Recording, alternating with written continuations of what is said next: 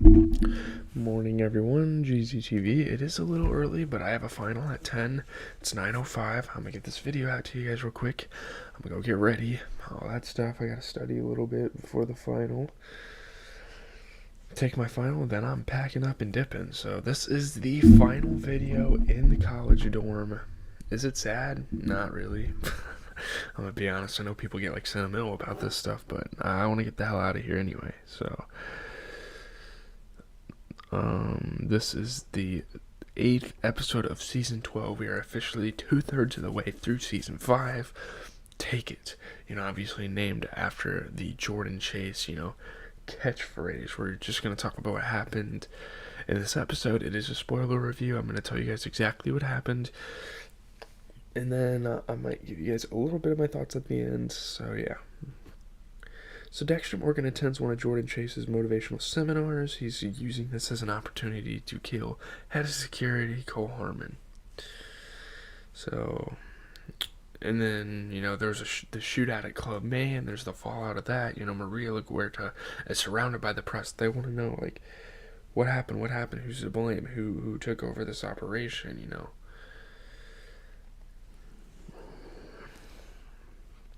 And she's trying to deflect questions for as long as she can, but we know that's not going to work for long.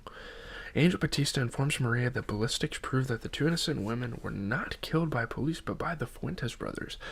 But, the police still kind of started this. They were the ones that did the operation, so they are still partially to blame. Sierra thinks she will be blamed for this screw-up. Angel tells Deborah that he is still sorting through the events before he writes up his report. And she's taking this as he's trying to stall so he doesn't blame his wife for this thing. Deborah confides in Joey Quinn that she thinks it's a problem that she doesn't feel bad about killing Carlos Fuentes, which, you can't really have that much remorse when you're on this job. You can't really regret what you do a lot of the time. You have to make decisions and be firm with it. Angel takes Yasmin Aragon's mother to identify her daughter's body. Obviously very heartbreaking. Yasmin was this pretty girl that Angel took into the station, wanted to use her as this bait. What do they even call that? An informant, I guess? I don't know. During the seminar, Dexter almost falls asleep. I guess it was that fucking boring. He's at the Jordan Chase seminar, so we're just kind of bouncing back and forth between storylines. That's how we usually do these episode reviews. It's pretty normal around here. During a break in Jordan's seminar, Dexter receives a call from Lumen. Hasn't found a connection between the men in the photo. Cole is a former Marine. He was discharged for beating up a superior officer, so obviously he had priors, if you will. Cole reintroduces himself to Dexter and says Mr. Chase wants to meet him, which is interesting. And I don't know if they know that Dexter's on their case and they're trying to use this to soften him up. I don't know. When Dexter enters the suite, Jordan is talking to a clown in a headset, but he quickly ends the call. He gives Dexter this bag of goodies, and he wants to talk about during another seminar. Dexter's aggrieved and wants him to be a guest or something, and Dexter's sure, that's fine. Maria calls Deborah into her office and hints at letting Sierra Manzone take the fall for the club Mayan shooting fiasco. Deborah doesn't like this because she's early in her career, and she's probably not going to get her detective shield if she gets thrown into the fire for this, I guess you could say. While at the house, Lumen has an unexpected call from Owen, her ex-fiance. He's actually in Miami, and he wants to rekindle their relationship. Dexter returns to the apartment. Well, he wants Lumen to go shopping and stuff, and she has to push it back to 1 or whatever.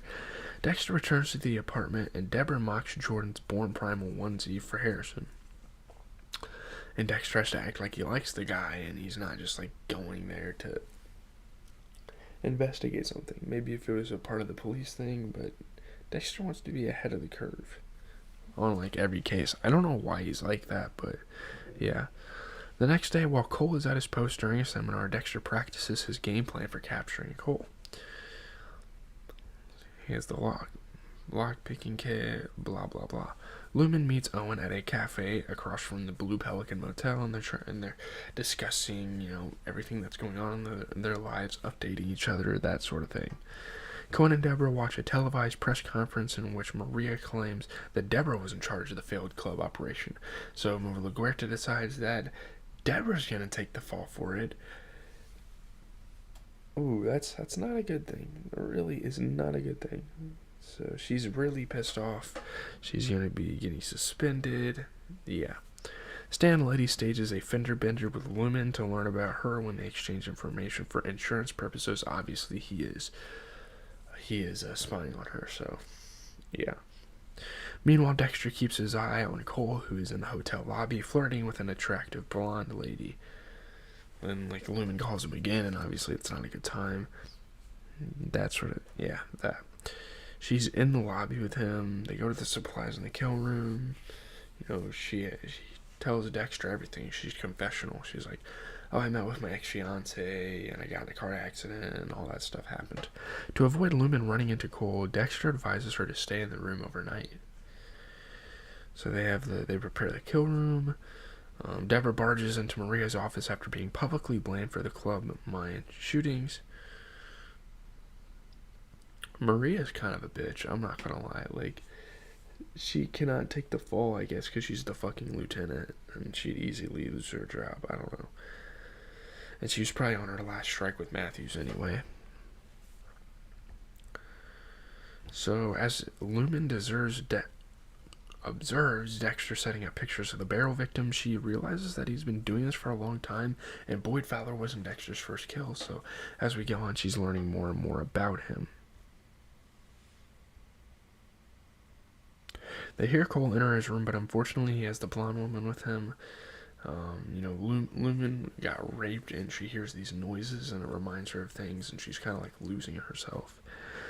It's Sunday morning, and Deborah's lying in bed next to Quinn. And Quinn just tells her, just do whatever she says. Just follow her lead. Don't go against it, because that's going to tell her that show her that it doesn't bother you, and she's going to stop doing shit like this, During the last seminar, Jordan coaxes Dexter up to the stage to talk about Rita's death and how he's dealt with tragedy, and it's this whole section of his seminar and whatnot. I mean, it's pretty difficult, but Dexter talks about it. Meanwhile, Lumen is in the lobby watching Dexter on a large screen. She bumps into Cole. Cole runs after her. That was dumb for her to be in the lobby. As the crowd cheers Dexter, he receives an alarming text from Lumen and rapidly leaves the stage. Dexter's trying to get to the hotel room to save her. That sort of thing. Suddenly, Cole breaks through the connecting door and captures a struggling Lumen. Trying to choke her, Dexter arrives, puts the M99 in him, and now, with a sleeper hold, Dexter wakes Cole, who is now wrapped in plastic, prepared to be killed. Obviously, we know what this means. He's not telling them the names of the other people. As Dexter holds a knife over Cole, he looks at Lumen.